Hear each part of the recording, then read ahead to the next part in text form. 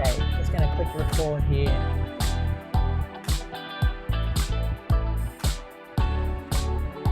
Okay, so we've got most responses back. We were aiming for about 15, but 10 people have shot back answers. We've got 6 to enhance the accuracy, 6 to enhance the validity, 2 to understand survivor views on restoration, and 1 to incorporate survivor feedback into the design of programs. Alrighty, now this final question does have a correct and an incorrect answer, and we have been able or allowed in Mentimeter to type in 2 responses, because there are 2 correct answers and 2 incorrect answers. So let's reveal them now. The correct answers are these 2. So to understand survivor views on restoration and to incorporate survivor feedback into the design of programs. So that's really helpful to highlight actually. And as we step into the lecture proper, it's a good place to start, that the qualitative questions actually do not enhance the validity or necessarily enhance the accuracy, whilst those might be things that happen as secondary, factors. Qualitative questions, really the purpose of them is to provide a space for survivors' views on restoration and incorporate their feedback. And so it doesn't enhance the validity of your score, the score that you give.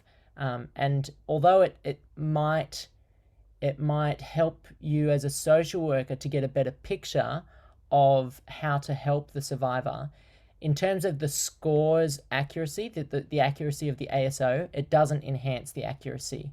It might enhance your planning for the survivor, but it doesn't actually impact the accuracy or the validity of the ASO.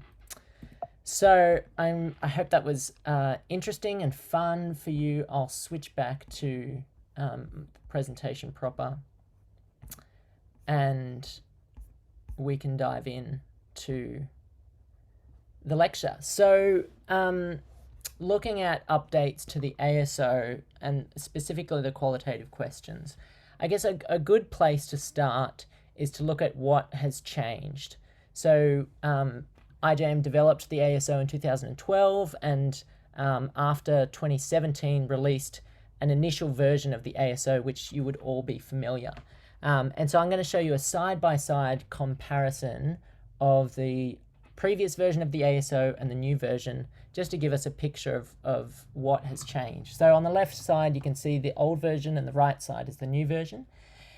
And from the get-go, the first thing that we know has changed is there is a significant facelift that has happened for the ASO. It's had Botox, it's had a brand refresh, and that's a really welcome change. So that's made it really much more simple to use. The only difference in this first section of the ASO, which is the demographic section, really is minor. There's only minor changes. So you'll see over in the types of abuse experience, there's a slight change. Child sexual assault has been changed to sexual violence, and the addition of intimate partner violence was also added in the 2021 version. But aside from that, everything else has largely remained the same, other than making it more simple and accessible for people to use the tool. But from here, the changes get a little bit, or actually still for the second section. So this is the core domain section. Again, pages 2 and 3 of the ASO really exactly the same. If you look at them, the only thing that has changed is aesthetics and branding. So it's a nice color, it's much easier to fill out. But these core sections of the ASO haven't changed at all. But from here on in is where we start to see the major changes brought in by the 2021 version. So on the left-hand side, you'll see that the form stops, but the 2021 version continues. And so whereas the ASO previous version was just a 3-page template with really only 2 sections, the demographic section and the domain scoring, The 2021 version adds this third fantastic section on qualitative questions, and we'll dive into more detail into those questions in just a minute. So you can see the first page of the qualitative questions is case intake questions, and there are 3 questions there, which we'll read through. And critical to this is there is a statement which you use prior to asking the question, and then the question directed to the survivor. So that happens for most questions. So there's only 3 questions. This is intake. This one's case closure, and then the third one is at follow-up. And so these 3 time points that the qualitative questions mirror the time points that the ASO is completed at. So you would use, for the intake ASO, you would just ask the 3 intake qualitative questions. For case closure ASO, again, you would use the 3 case closure questions. And for the 1-year follow-up after case closure, you would use the 3 follow-up questions. Again, the questions really don't differ very significantly from area to area, and they are mostly the same, so that you can actually use them to compare results at intake, at closure, and follow-up. But that's just to give you a bit of a picture of the differences. So what was the purpose in adding the qualitative questions? And this is helpful for those who didn't score or didn't guess that last Mentimeter question accurately. The core purpose of the qualitative questions is to understand survivors' views on what restoration means to them and incorporate their feedback into the design of programs. That's the critical focus, is understanding survivor views on what restoration means and integrating their feedback into the design of programs. So there's a critical part to this is restoration. We know that restoration is really the heart of the ASO, and IJM defines restoration as when a survivor is able to function in society with low vulnerability through re-victimization. And so this is what the ASO is all about. It's about measuring how survivors are progressing towards the goal of being able to function in society with low vulnerability. But what was missing, or what the previous ASO didn't really take into consideration, was what does it mean for the survivor to function in society?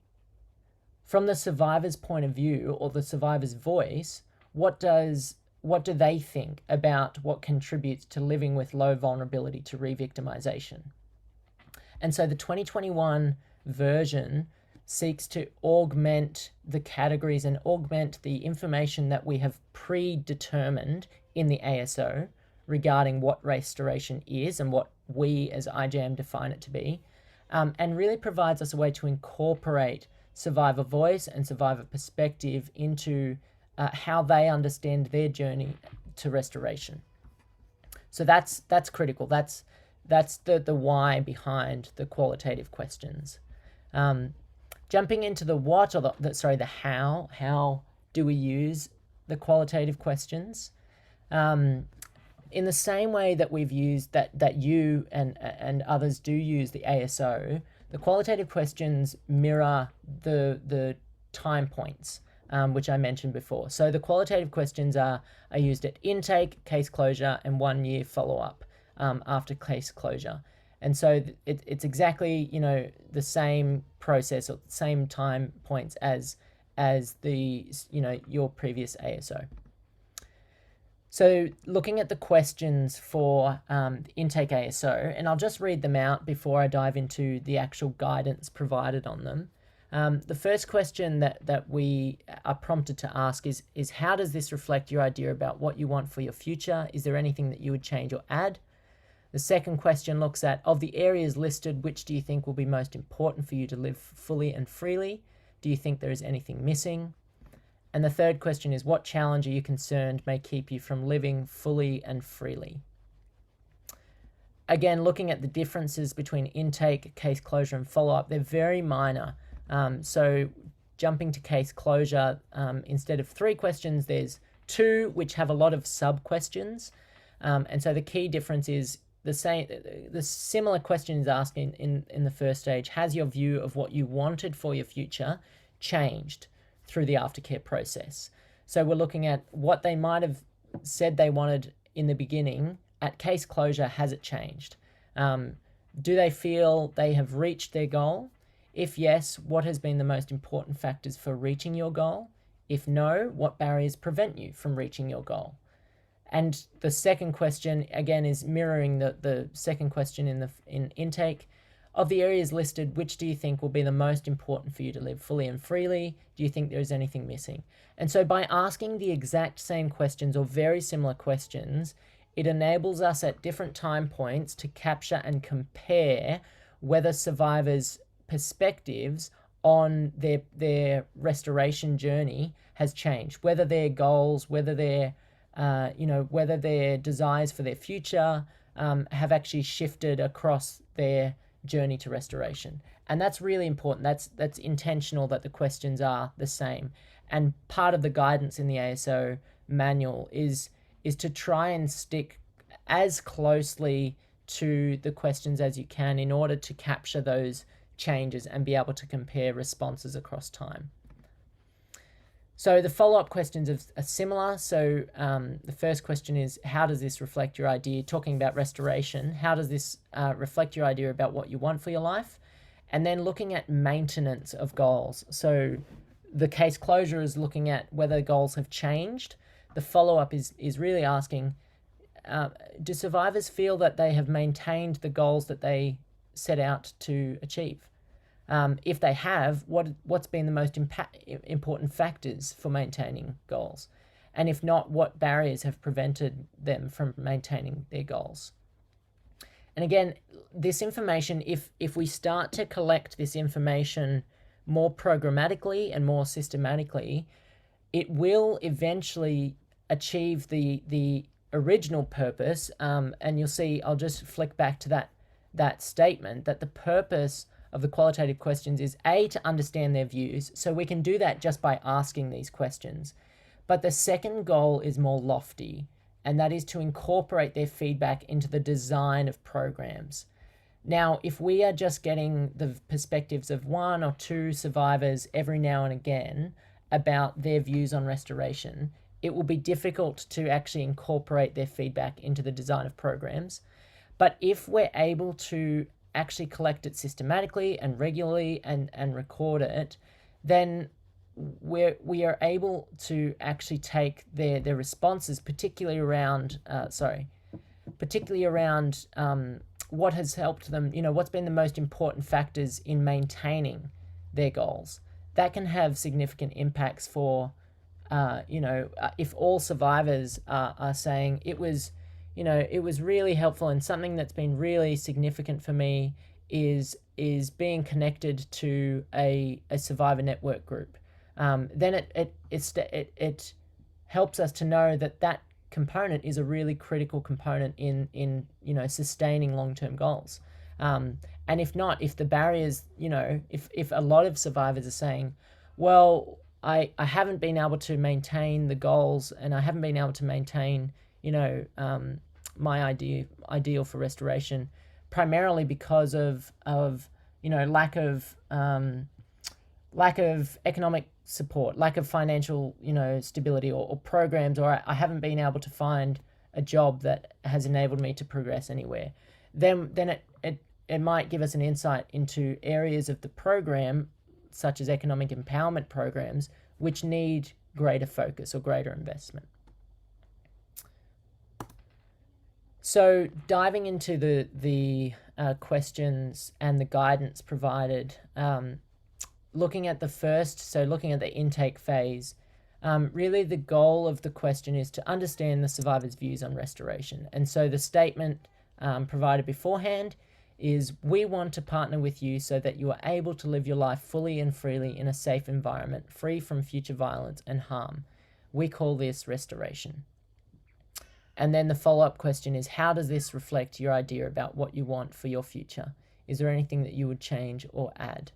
The guidance provided there is that restoration is not a common term, and so it's not necessary to mention, that this is restoration. You may just leave it as, we want to partner with you to live your life fully and freely, safe from harm. do you agree? Do you share that idea? Is there anything that you want to change or add to that? Looking at the second question, the goal of this question is to understand the survivor's views of what constitutes restoration in an open-ended manner. So not just their views on restoration, but what they think contributes to it. So the statement reads, during our discussion, we have focused on understanding 6 key areas of your life. And then the question that follows is, of the areas listed, which do you think will be most important for you to live fully and freely? So offering them a chance to identify, actually, for me, mental well-being is the most important to my healing. And again, this really helps us doing this at intake. So, if we integrate asking these questions into the initial interview with survivor, we can actually start to already get a picture and start to prioritize the services, prioritize the areas which survivors identify are most important for them. And that's really critical, because we can provide a whole host of, we can set up a care plan which is based on our professional judgment on a host of different factors. But if it doesn't necessarily align with what the survivor feels is most important for their restoration, then there can be a lack of alignment between our efforts and what might motivate the survivor, or what might be important to the survivor. And so these questions just help to give us, they won't necessarily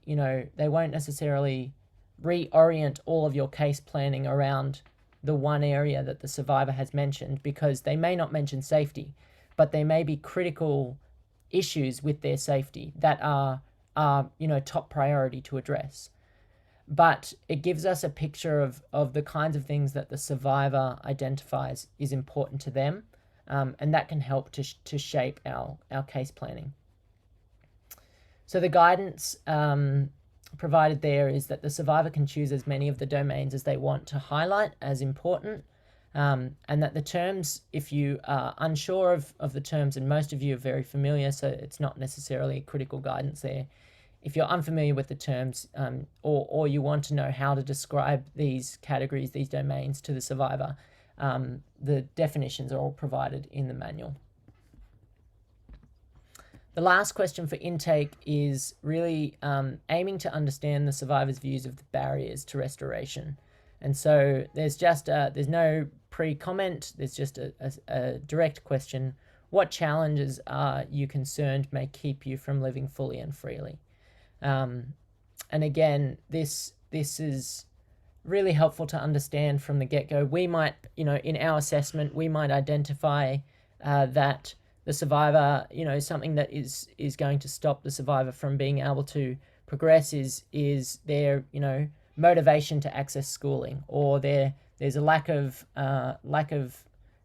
adequate, financial support in their life. But again, augmenting our assessment, our professional assessment, with the survivor's perspective can be really helpful to give us a stronger sense of what is important. And again, the guidance there is in a conversational manner, and I'm sure all of you would do this naturally anyway, to use the wording that they used to describe their future from the first question. So if they were talking about wanting to study, wanting to live in a safe place, wanting to however they phrase their goals, changing the question to be what challenge are you concerned may stop you from living in a safe place, or from going to university, or from finishing your schooling. So they're the intake questions, and then we jump into case closure questions. Again, very similar, with slight changes. So the goal of the first question is to understand the survivor's views of restoration, including barriers to achieving it. And so the statement reads, apologies. The statement in the ASO prompt reads, throughout your case, our goal has been to partner with you so that you are able to live your life fully and freely in a safe environment. We call this restoration. At the start of this process, you stated that what you wanted for your future was, and you would insert, to get a job and to finish, to finish my training as a barista, and be able to start earning, money for my family. The question that follows after you've read that out, has your view of what you wanted for your future changed throughout the process? If yes, how? Do you feel that you have reached your goal? If yes, what have been the most important factors for reaching your goal? If no, what barriers prevent you from reaching your goal? So again, at case closure, we've got an opportunity to actually understand changes across the time that we've worked with the survivor. We've got an opportunity to see whether the survivor feels like they have achieved their initial goals that they set out. And we've got an opportunity to see what has contributed most strongly. And this question, I just want to highlight that one. If yes, what have been the most important factors for reaching your goal? This is such a helpful question. If we can get answers, like if we can get a lot of responses or somehow analyze the responses to this question, essentially what we will be able to see or to understand is, from the perspective of survivors, what is most helpful in contributing to their restoration journey. From the perspective of survivors, what service or what component of their relationship with their social worker or of the way that they've been treated has been most important or most critical to helping them achieve restoration. And if we can understand that, it really would have significant impacts on how we could design programs, how we could prioritize funding, how we could shape and just understand more what are really the things that are helpful, instead of providing a whole lot of services that may not necessarily be helpful or helping the survivor.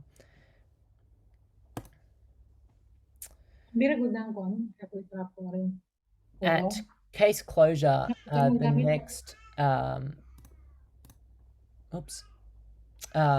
next question we have, and this is just the second question, so there's only two for case closure. The goal here is to understand the survivor's views of restoration, including critical components and barriers to achieving it. So statement is, throughout your case, our goal has been to partner with you so that you are able to live your life fully and freely in a safe environment. It's again, at the start of this process, you stated that what you wanted to see. Apologies, that seems to be the same question. That's not the second question. It must not have pasted. It's exactly the same.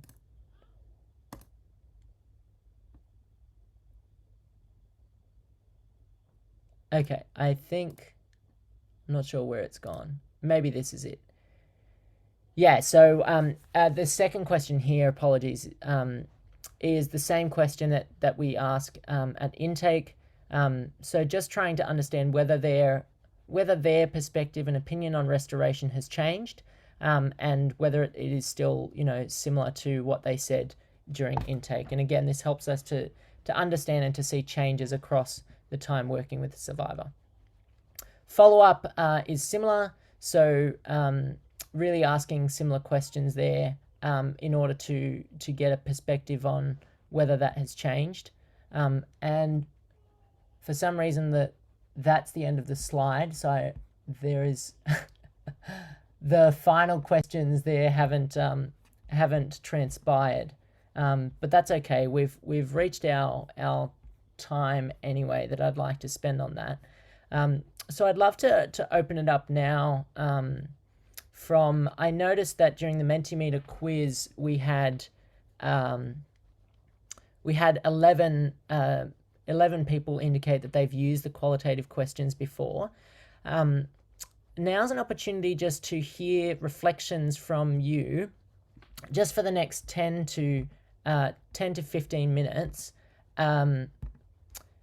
if you would like, if you have used the qualitative questions before and you would like to share, we'd love to hear your perspectives on how you used it and whether it was helpful, and how it helped you to enhance your assessment. So I'll just leave it open for 10 minutes, calling on those who have used the qualitative questions before. Now's a chance to give feedback on that.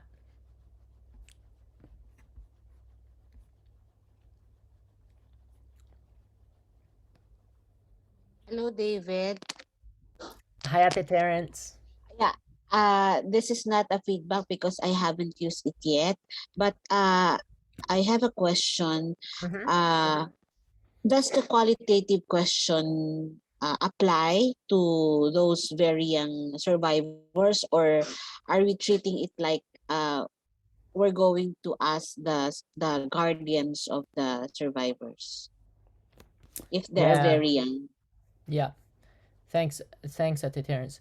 So the at present, and this could form, potential feedback for for how it might be incorporated into the manual.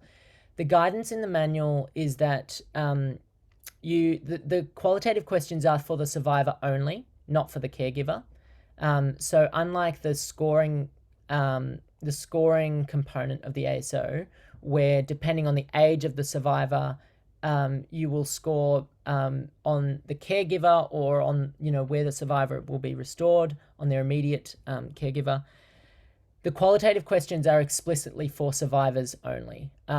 And the guidance provided in the manual indicates that if children are, depending on their age, you know, um, it's recommended to adjust like the questions for that child's age. So, for example, if you're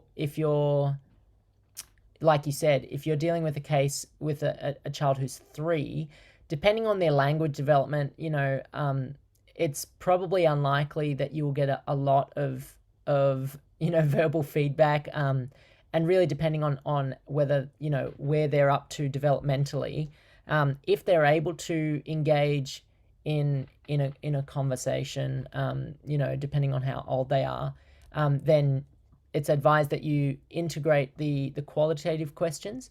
But for survivors who are very young, there's no, it's not advised that you use the qualitative questions because you can't, you're not able to use them. So that's my understanding of the guidance from provided in the manual. Does that help to clarify that? Yes, David, because yeah, we're concerned of the very young survivors. And so like we're thinking of maybe it would be the guardian who will be helping us answer those questions. So yeah, thank you, David. No worries. Hi, David. Uh, did someone Hey, else just? Joy. Oh, Yeah, hey. yeah. Hi, Ate Joy. Yeah, so I did try using this qualitative questions to the survivor, and it's a bit difficult. Like the survivor finds it hard to express when you ask those qualitative questions. Mm, You have to repeat and try to use it in a or translate it to them. So especially when you are doing the intake ASO. So based on my experience, the survivor find it difficult. That's why my answer was survivor was unable to answer or was mm, unable to provide answer in this particular question. So that's how I input it in the mm. JDS. Yeah, thanks, Joy. That's really, I'm writing down questions and feedback as they come up here. So this is, again, this is a really good forum to help to address some of those issues. Yeah, I'm not sure if how we can simplify the questions. like um, using simple questions. I did try to really simplify, but I did not get any response. Maybe because it's an intake and it's first time to engage with the survivor, plus the other reason is you're doing it um not in person, so that's another factor. I think if it's in person, you can better ask that to the survivor. Yeah, that's really really helpful. And I think there is a critical piece around, like a critical issue there, around the timing. That maybe immediately at intake, given the stress and the trauma that children, all of us know that when immediately after a stressful environment or stressful experience, it's really hard Yeah, to yeah, communicate for any of yeah. us. I think it's the appropriateness of asking that question. If it's gonna be during intake, or it's during the alternate ASO assessment. Yeah, that's one of my question. Is it appropriate to ask this question during intake, or can we ask this during alternate assessment? Mm, Thanks, David. no worries. David, David, Hi, Lani here. Yeah. hi, Ate Co- Lani. Can we also, because living fully and living freely, what do we mean by that? How are we going to translate that to the children? So what are those indicators? Maybe we can define that in the manual. What does it mean to be living fully and freely? Mm. Atelani, that's a great question. I might just open that up to the group here.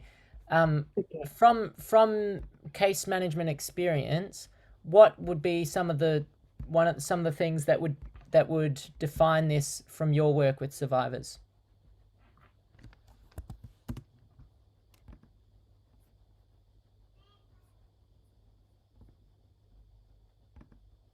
Anyone can jump in. What does it mean from your perspective? Because I think it'd be helpful to provide, although global IJM, in the US could provide a definition, we might have the same issues around translating this to the Philippine experience. So it could be helpful to provide some guidance from the Philippine experience. What does it mean for a survivor to live fully and freely in the Philippines? Yeah. Living fully can be they have their basic needs. Basic needs are being provided. Mm-hmm. I think hi David. I think one of the things that we can do, or parang strategies, is we let children envision the kind of future they want, or the kind of situation where they want to be, or what where they want to go from the situation they are right now. So when we try to tell them if they and how do they see themselves, I think that's one indication of what living fully and freely meant for them. Mm.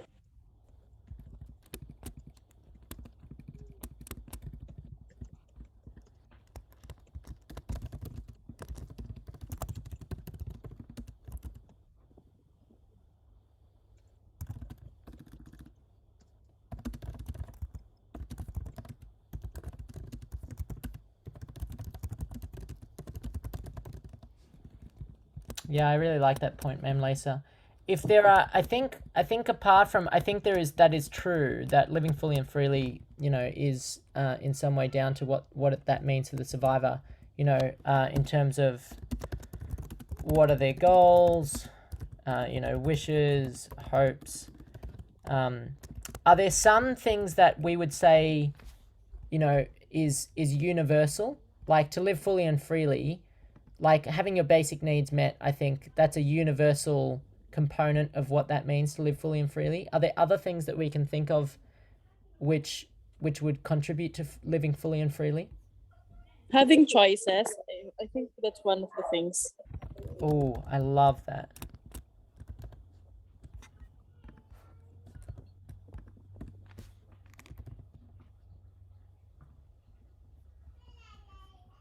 Any others? It was typed by Doc Nemia, yung able to make own decisions. Mm.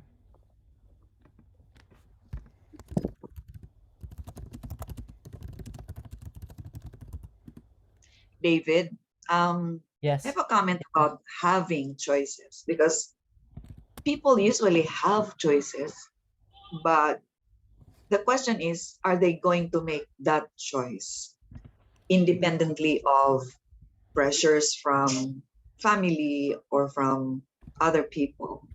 I mean, having choice is a universal situation of all people, whether you are abused or not abused. An abused person has a choice to get out or to fight back. But the question is, do you have the, are you going to make the choice to get out of that abusive situation or to make your dreams come true and so on and so forth? So just having a choice may not be uh, um, enough as a qualification for living fully and freely, especially in the context of the Philippines, because Filipino children, or basically generally Filipinos have this idea that we have to abide by decisions of the family, of parents, etc., etc. I mean, even when you are married, you still are influenced by your family's wishes and so on and so forth. Yeah, And that's we in have the this. Filipino context. Yes, also influenced even by our values. And for example, the gratefulness or the gratitude. Parents are really expecting us to be grateful and follow their orders. I remember I have a client that I said, why didn't you follow your auntie that you can say no because you were just told to ride on a motorcycle to go to their place? And she said, I am grateful, or I have this utang na loob with my auntie. Something like that. So their choices will be influenced by those values also. And I wonder if there is this other piece, and Karen just noting, I really appreciate that wording of it, that maybe it's about the ability to participate in matters concerning them. And I wonder if that's actually, rather than a phrasing, that might be its own component. Did you want to speak to that any further, Karen? No, it's just it. And I was just thinking maybe we could just like simplify it into like four main questions, but really simplify it in a way that the language really gets through children, since they are our main concern here, right? Yeah, So nice. like making sure that we are patterning it to the right to how they are like surviving, developing, being protected, and participating. Like if it like encapsulates the four main rights, then we can say Rights that the child children. is fully free. Yeah. Yeah, I like that. Great. If any other comments on how we might translate living fully and freely? If not, I'm happy to open up to any more questions about the use of the qualitative questions.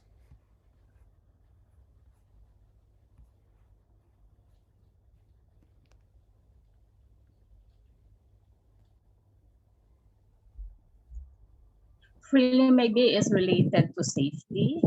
That's our main concern for the children.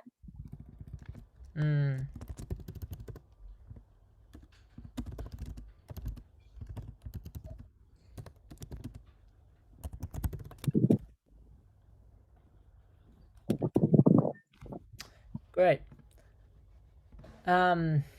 Wonderful. Really great feedback there. Any other questions that people have about this section, the qualitative questions? Some really great feedback there. Any other people who have used the ASO who would like to give feedback? At the Joy, really appreciated that that piece of feedback there. Any other social workers who have used the qualitative questions? Hi, David. Yeah, hi. Hi. Yeah, I know this is kind of new and a new addition, the qualitative question. And when I am administering ASO in JDS, you will find this. But when I'm opening the file of ASO, I think the one we used during the training, and I don't have this portion. So, and then I find this, it's difficult to ask these questions online. Yeah. So I did not ask this question because, there will be a lot of follow-up explanation so that they will get the right answer also, they'll understand what I mean. So I really opted not to ask this question, but I'm just I just want to ask or to say that this will be, when we will administer this, we would need this a hard copy, not on the in our laptops, because we would not want to be bringing around our laptops anywhere. And so we want a hard copy of this, and so far I cannot find an ASO with this feature. So yeah, just that my. Yeah. Testella, if you wouldn't mind, just if I could get a bit more around what particularly makes it hard for the qualitative questions to be done online? Because you have to qualify the questions or to translate, and I have very poor, or the clients have very poor internet connection, or even their signal, so we can't really have that good communication line. So I opted, I want to ask this in person. David. Yeah. Yeah, Joy. So I was trying to, when I used the ASO, using those qualitative questions, I was trying to be creative. So when the survivor wasn't able to respond to those questions, particularly on how they see themselves, the challenges, possible challenges that they will experience in meeting the restoration. So I was trying to ask them, like, how do you see yourself like 6 months from now? So that question, it's a bit easier for the survivor to answer. Like, they wanted to see themselves like in school. They wanted to see themselves participating in activities in the shelter. So I think those simple questions, open-ended question, is more easier to use. That's based on my experience. Yeah, that's great. So that was regarding questions. So that was, I'm just trying to have a look at the questions. So that was an alternative for the first question, like, what do you think about your future? How does this reflect? Yeah. About your future? Because there was no response from the survivor when I asked about restoration. Like, you have to define restoration, you have to explain, but it's really difficult. So it's more, I think the survivor responded when I asked him, like, how do you see yourself few months or 6 months from now? So yeah, there was a response from the survivor. Yeah, great. David. Yeah. Yep. I would Okay, also Stella. like to just follow up on um because I was making the Shore ASO lately, and I was just thinking if I can go back and administer the qualitative because I did not do it. And we have a kind of like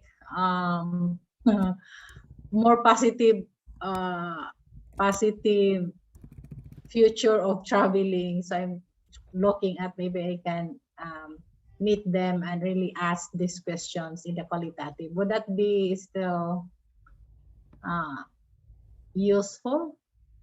So just to reiterate your question, so you're asking whether so it's been a while since you've had contact with the survivor, but you're planning to re-engage with them. Would it be useful, even though it's past intake, the case is still active? Would it be useful to ask the qualitative questions? Is that accurate? It's already sure, so meaning it's closed, and especially there is that LSN part. So I really want to ask that question to them, but I want to talk to them in person. So would that still be added, or can I still do it, and can it be? I'm not sure if I can edit my ESO, but would that their answers would still be useful to ESO? Um, so the scenario is that you didn't use the qualitative questions at intake, and No. the case is now closed, and you're wondering, can I use? Is it going to be helpful to use the Yeah. questions now that the case is closed? Hmm. I think really, in some ways, that would come down to what you feel like, depending on your relationship with the survivor. If you think that because these questions, like the again, the purpose of these questions is to try and enhance the kind of role that survivors have in our work with them, so to empower them to hear their voice. So in terms of providing services, in terms of your like case management response, really there is little value that I would see in asking those questions. Like, there wouldn't be, because there's no comparison point at intake. It wouldn't be of much use to input that information, for example, into to record that information. But Okay. but it could be beneficial for the individual survivor to have a chance to reflect. So I think from a programmatic point of view, no, I don't think there's much value. But from a individual level, I think it could be beneficial for the survivor to have a time and a chance to reflect on their journey. And so you could use the questions in that space. Okay. Yeah, Thank you. no worries. I'm getting a flood of questions. In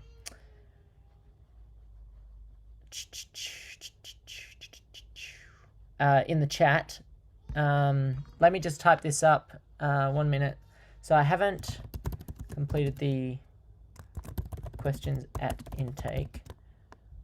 Case is now closed. Is it helpful to complete the questions post closure?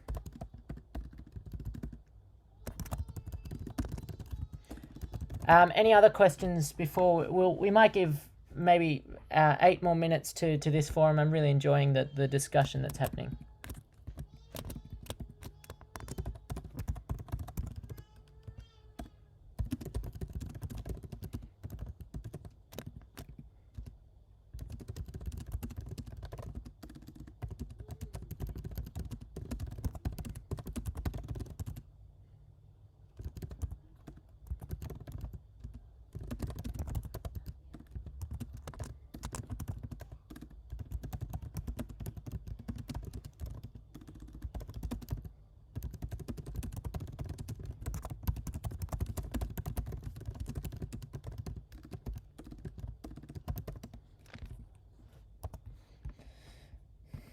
I'd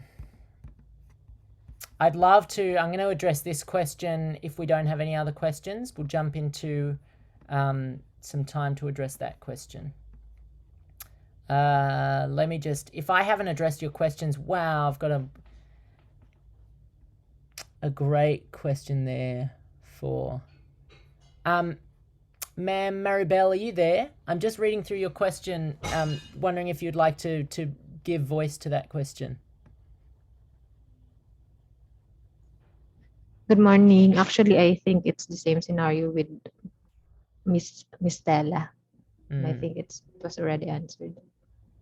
Okay. So I think we can still use it, but it's not really that much beneficial if we use it for if we haven't started with the intake question. Yeah, let me sorry, I'm just reading the context. Closure. I think to add a response to that question, and I think in light of this feedback from Atejoy, I would say if you have completed an ASO for a survivor using the previous version, and the case is not yet closed, and you're still working or in relationship with the survivor, I would say yes, the qualitative questions, can really be helpful, regardless of whether it is at the point of intake or 6 months after intake. My understanding, my reading, my interpretation personally of the guidance manual would be that before case closure, given that Atejoy has just shared that it's hard for survivors to respond at intake, it actually may be more suitable to use the qualitative questions in a conversational style after intake and after the initial stress of of all that's happening, the assessment, placement in a shelter or elsewhere.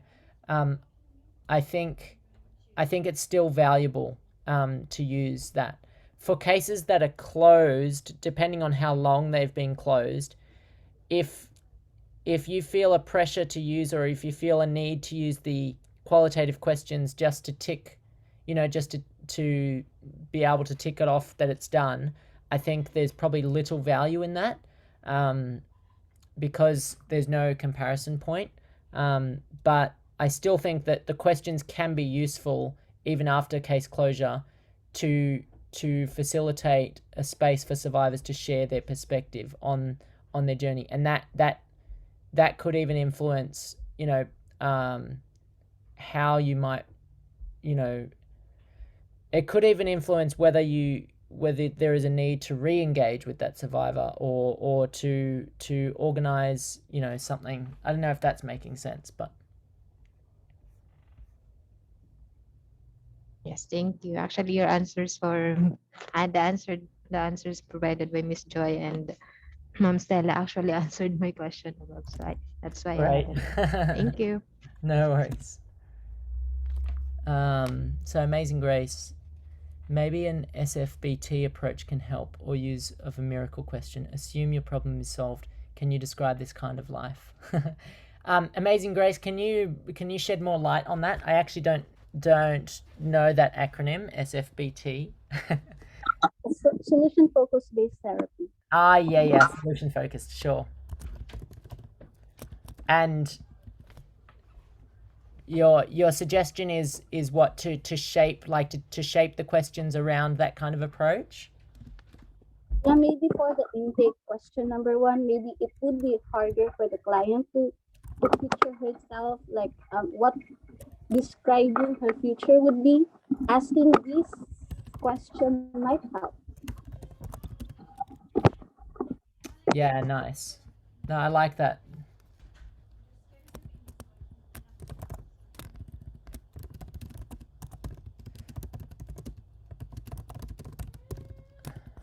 Alrighty, let's put a. I think we are kind of wrapping up the discussion there, unless there is, this is final call for any final comments you would like to make. I've tried to capture all that's been shared, particularly around this component, which I think is really helpful, around what it means to live fully and freely. I think that's really, really useful advice to feedback, as well as this question around timing in the use of the question. I think that's really, really helpful information. I think I've tried to address most of the questions. So let's, I'll stop sharing my screen and I will save that document, because otherwise, laptop crash, document failure, save. All right. Let's take a 5-minute break. Thanks everyone for your participation so far. We'll take a 5-minute break, go get a drink of water. I need one. And we'll be back in 5 minutes. Thanks everyone.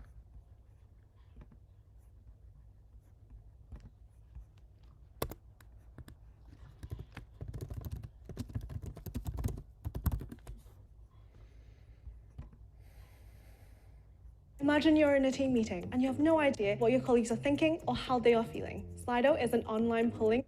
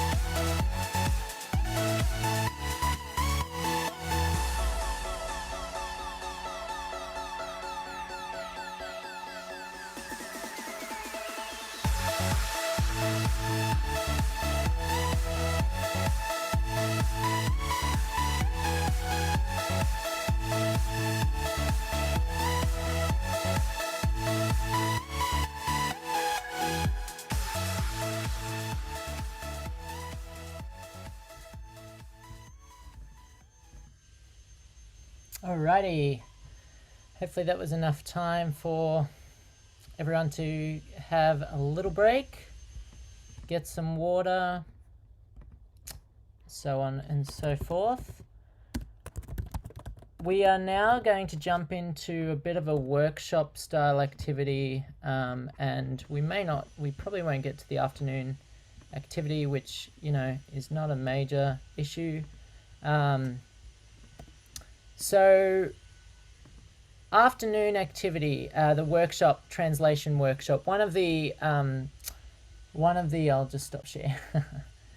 One of the things that's been mentioned, and really that is kind of what I was hearing from the discussion that we've just had, is around this issue of how does this translate? How do these questions actually translate to the survivor, both in the time that we do them and around actually the wording of it. So the idea of this next session is I'm going to split you off into breakout rooms. We'll have about half an hour to workshop each of these tools. So I'll send you a link, and just in groups of, we've got 30 people here, so we'll break it off into groups of 5. So we'll do 6 groups of 5, and you'll be able to just have a go at, I'll allocate different portions to different groups, and you can have a go at translating or providing suggested translation. If there is a group, can I just get those who are calling in from Cebu to put a thumbs up? So I know some of our staff.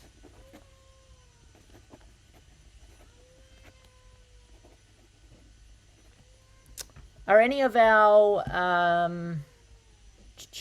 Neil, we've got, great.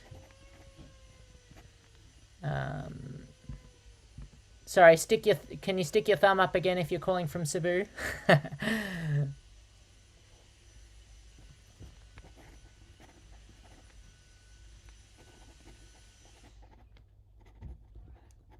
Okay. So I don't think any of our guest mentors for Case 1.0, is that right? All of our guests, our Case 1.0 mentors are from Luzon. We have Amazing Grace, Okay, Visayas. great. Thanks, Ate. Well, we might do 1, 2, 3, 4, 5. We might do 2 Cebu groups, and you can do Cebuano or Bisayan translations rather than Tagalog. That way we diversify our results. And then the rest of the groups, if you're calling from Mindanao, I don't know, do we have Neil? I think you're potentially the only one calling from Mindanao. Do we have anyone else calling from Mindanao? I'm from Mindanao also, David. Mel, yeah, of course. Me also, David. At the holiday. So we've got Mel, Neil, Holiday. Me, David, for Mindanao. Oh, wow. 4. Look at that. Yeah, that's our area. Nice. Excuse my very poor, dialect knowledge. What's the most prominent like Filipino language in Mindanao? Also Bisaya. Still Bisayan. Okay. So maybe if we do a Tagalog and a Bisayan translation in this activity, that would be really helpful. So I'm going to try and... Sheila, I would love you to announce to the group the reimbursement details. Yeah, thank you, David. So, hi everyone for today's discussion. So we have our 600 worth of meal reimbursement. So that's good for our morning snacks and our lunch. So again, it's 600 including our partners. Hello po. And so you can also reimburse to me on our Facebook chat. But for our IJM staff, so we will give you further details. But for now, you can now purchase your meals worth 600 pesos. Thank you. Great. Thank you for that. And I'm going to send you all off to your rooms in just a minute. Let's just get those rooms sorted. Again, just to let you know, today's session was intended to go for until 1 p.m. We'll review depending on how long we need for this activity. We were planning to do a longer session on conducting a validation process, but we may not have time given how much amazing, fruitful discussion we had this morning. I really wanted to give the time that needed for that activity. So if it's okay, we will we might stick to we might end before 1 p.m., which is good news for everyone. Mispa, Neil, Rhoda, Mel. Okay, almost there.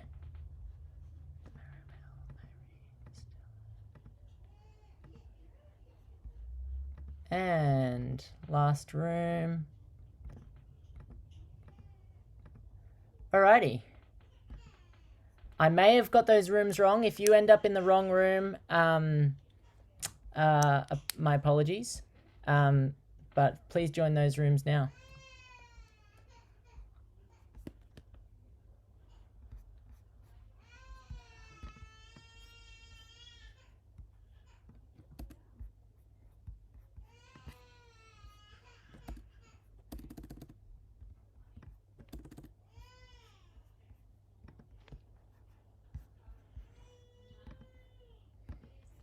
Doing great, David. Okay. Thanks. Just flying by the seat of my pants, as they say. We'll join the other group to observe. Yeah, no worries. Yeah, feel free to join or to stay, whatever you want. Let me know how I can help. Yeah, thanks.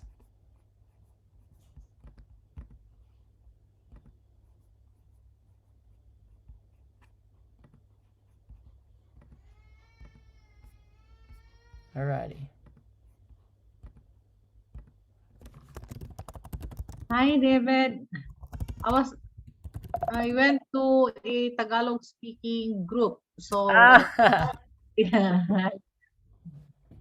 Sorry, Ate Stella. I'll reassign you. Let's see. Alrighty.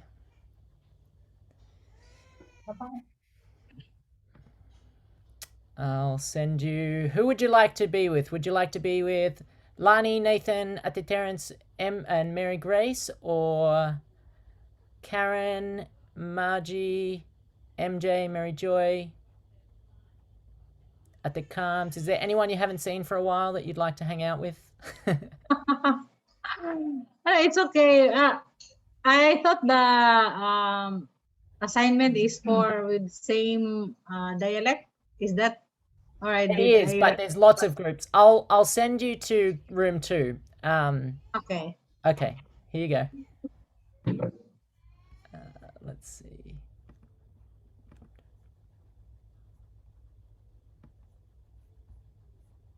Hi, Yoni.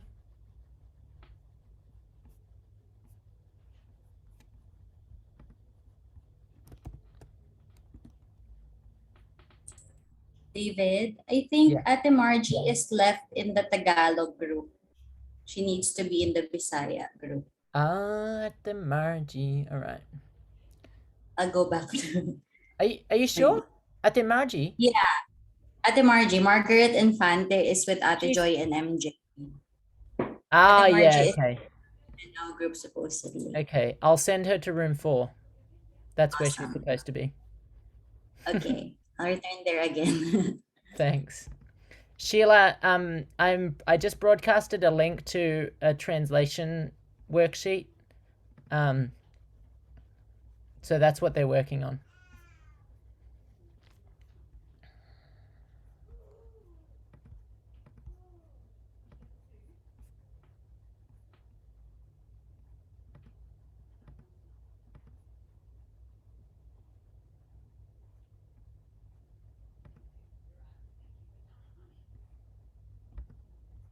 Whoops. David. Yo. Yeah, so I think I have a question from Irene. They're waiting for the link. I don't know what link they're talking about. Yeah. It's a link that I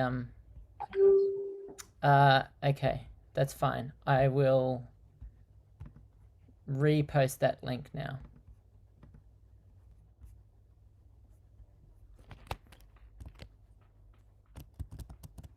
I can also send it to them.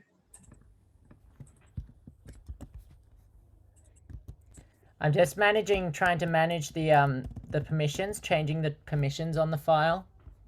It looks like some people are working in it, but some people are not. Oh, dang. Yeah, I know what's wrong. I need to make copies again. Or should they download a copy of their own? It's all right. It's probably easier. I'm not sure. Do people find it easier to work online or offline? Because some of them wants it offline so they can make it quicker, easier to edit in their laptop.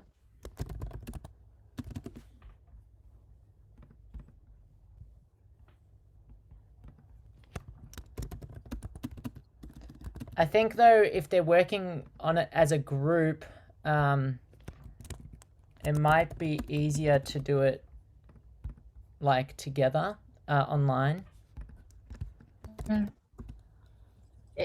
Is this in our Google Drive? Yeah. Okay.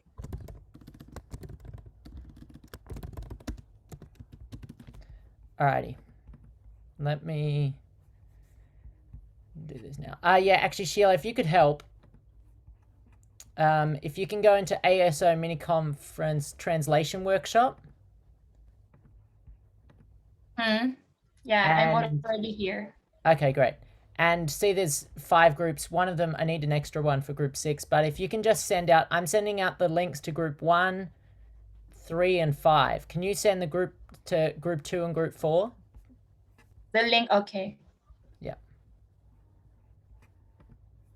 I just can't see which group they are in because I'm not a co-host, so I cannot access. Sorry, I'll make you a co-host.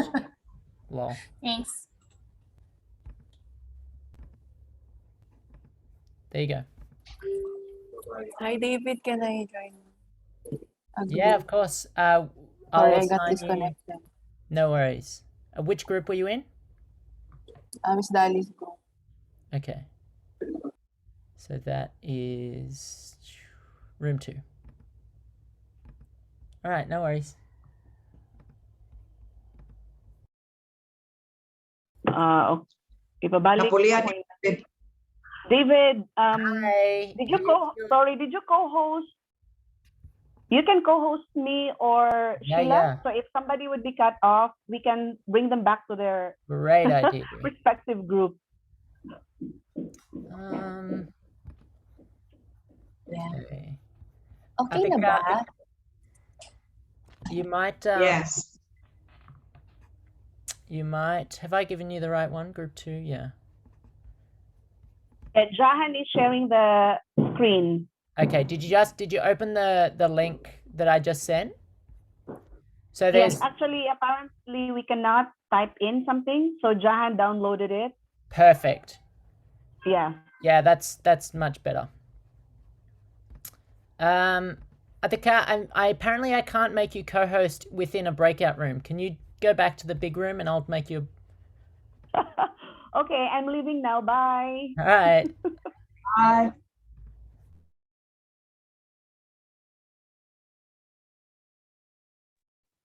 What's the other group, David? Group 2 is already good with their link. Are we all okay with the other groups?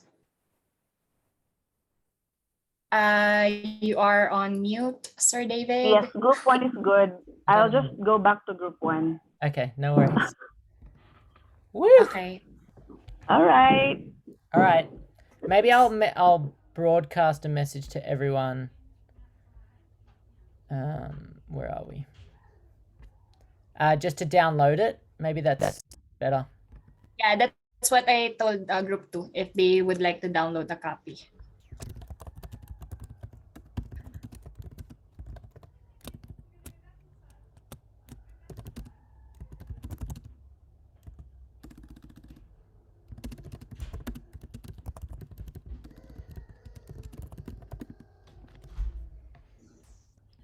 Hi, Sir David. Can you please bring me back to my group? Yeah, no My worries. internet connection got slow. Thank you. Which group was it?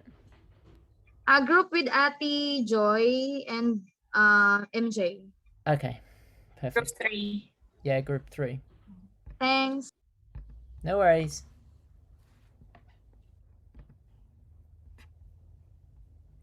I'm going to maybe make co-hosts in each room. So Atikar is co-host in room 1.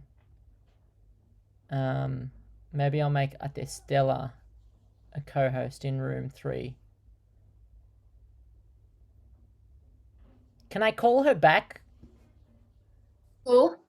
Like, can I just, if I move someone back to the main session, will they instantly come back? Yeah, Okay. you can summon them.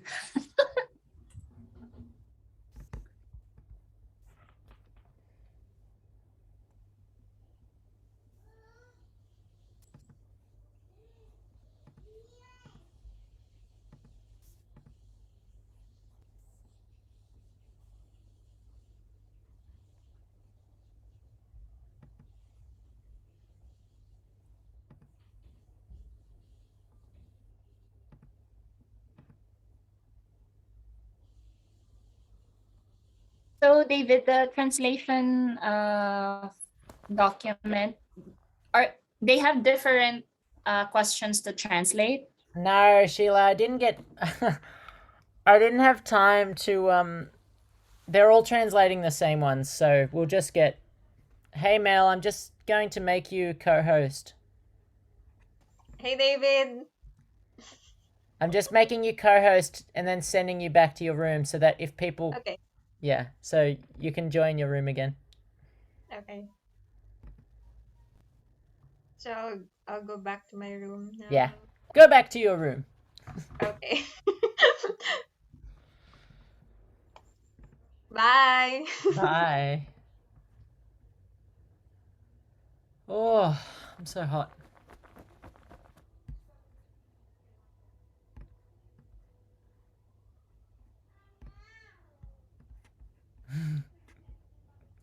Hey, Karen. Hey, sorry. Do you want me to make you co-host? Is that the issue? No, it's okay. My laptop died, so I had to go back. But anyway, like I'm observing the others are doing Google Translate. It's fun. Ayan, thank you. No worries. But room 3 also needs help because MJ is Bicolano. Ate Joy is originally from Zamboanga. So there's no native Tagalog tongue there. So I'm helping them out. That's so funny. the others had other dialects as well. Anyway, I'll go back there. All right, Bye. no worries. So we've got 2 hours. Sheila. Yes. I'm wondering what to do with the remainder of the time. So we have 2 hours remaining.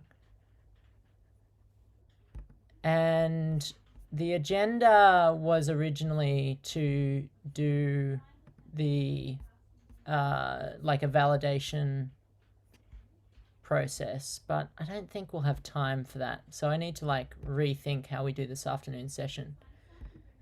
So they're not going to have their lunch break at 12, so they will do it straight until 1 p.m.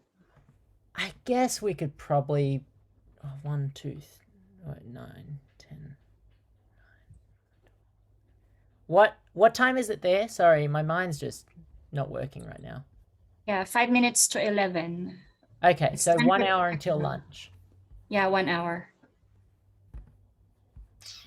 So the original plan was not to break for lunch, and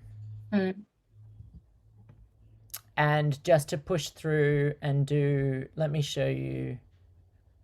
Let me get the agenda up so that we can actually see what we should do about it.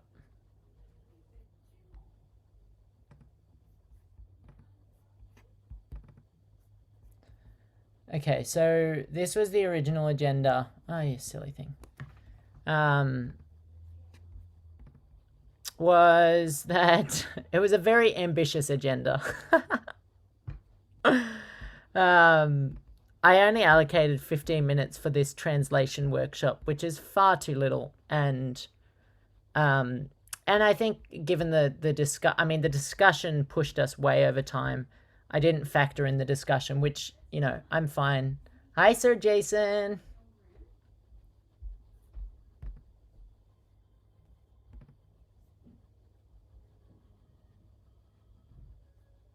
Jason?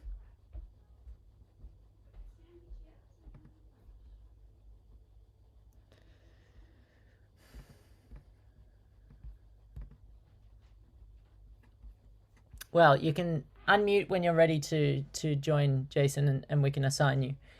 So this was the original agenda. So majority of the time was actually allocated to, like, it was only really 1 hour for the morning session and then 3 hours for the afternoon session, 10, 11, 12, 1.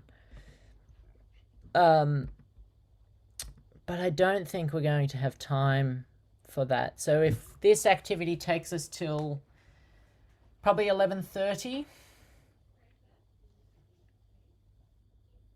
Okay.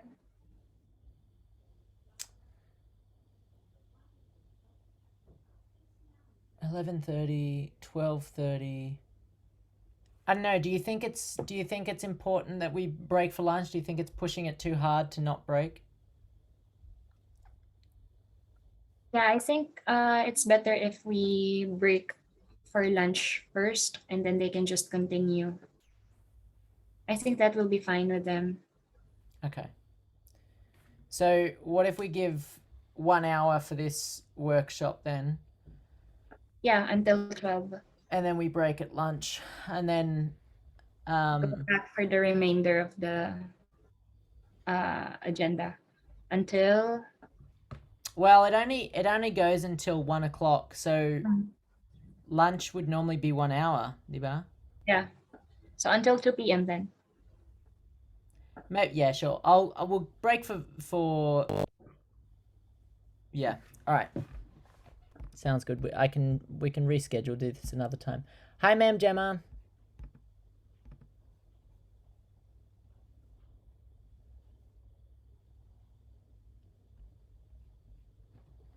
Ma'am Gem.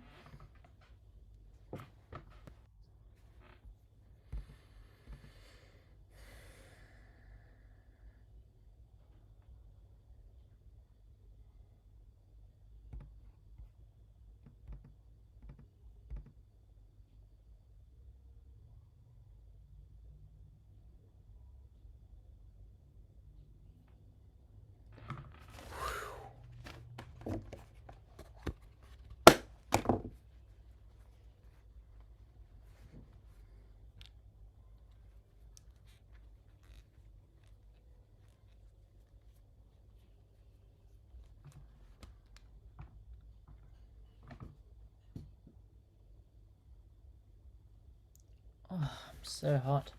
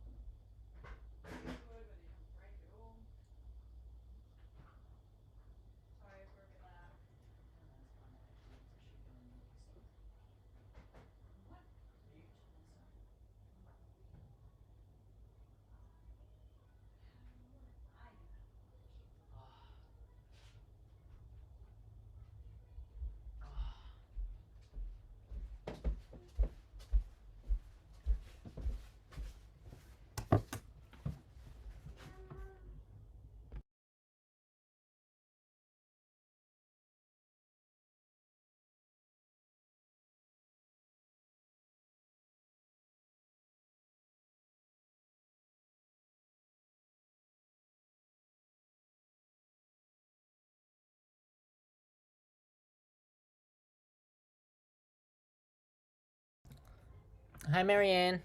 Did you get disconnected?